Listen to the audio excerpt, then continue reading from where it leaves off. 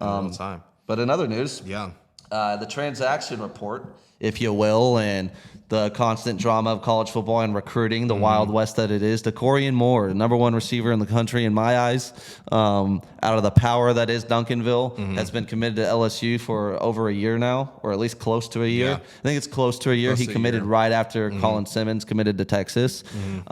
This is one reason that really, personally, I don't even like to acknowledge junior commitments unless it's a quarterback. Absolutely. Because a verbal commitment as a junior means absolutely nothing. The recruitment never stops on a guy like that. When you're the elite 5-star. When everybody, you can call any coach in America and they got a spot for you. Yeah. Dakorien Moore, I think, is the best receiver out of the state in the last 10 years. And the reason I say that is he is the modern receiver in the modern era of football, with the rules being what they are, with the advancement of offense and the passing game. He's electric. If you can't get your hands on him at the line of scrimmage, you're screwed, and it's almost impossible to get your hands on him at the line of scrimmage. He's polished beyond his years at his age as a route runner.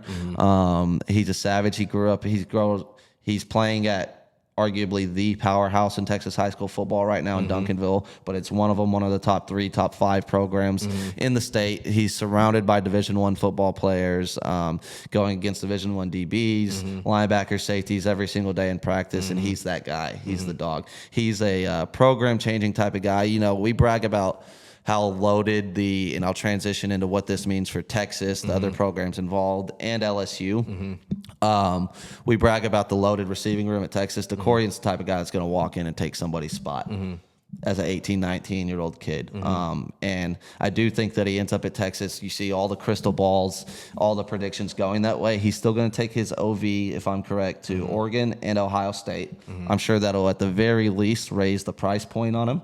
You know, this is a Triple Crown winning horse right here. This is a top dollar guy, and he's available on the market. Everybody's going to throw everything they can at him. You got 2 resourceful programs that are going to see him.